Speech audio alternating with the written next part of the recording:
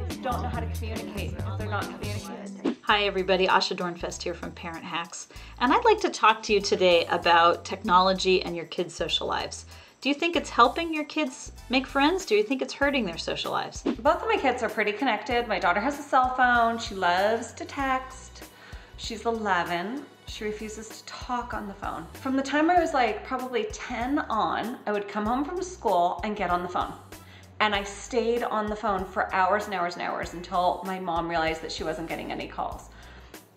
So I see this as an extension of that. It's just a sort of a different way to use the phone. So technology is a huge topic. With the exception of the cell phone, I could pretty much live without the rest of the stuff, Facebook or Twitter or whatever. I mean, my daughter doesn't get Twitter, thank God. That would be another time suck for her. But she does. I mean, she has like 500 Facebook friends. You know, she chats with them all the time. She chats with her elementary school buddies. So I guess I love the fact that she can stay in touch with people with relative ease. But I'm also really aware that spending time online with friends is not a substitute for spending time face-to-face.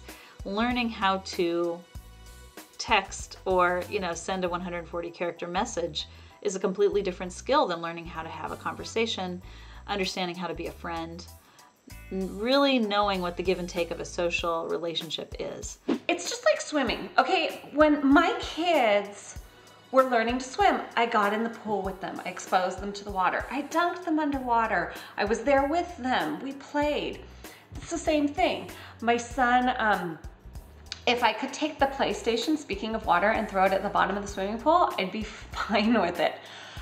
Boys in video games is really different. They're totally engrossed, and he just, we set a timer and whatever, but we don't do video game play dates. I know a lot of parents who have to keep the phone in the kitchen and the laptop in a public place, or they have computers in their kids' room because the kids, you think they're sleeping, but they are sneaking off to chat with their friends. And when you have 500 friends on Facebook, at least 3 of them are going to be awake when you're awake, sneaking off, chatting online.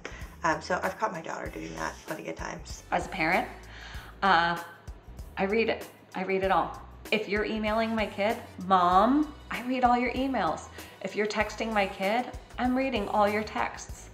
It's really good. And so what's happened for me as a result of that, my husband's like, oh, you can't tell them that you're reading it because then they'll change the way they behave. And I'm like, right. Are you involved in your kids' online social lives? Are you their Facebook friends? How do you think it's affecting them, one way or the other? Join the Momversation at momversation.com.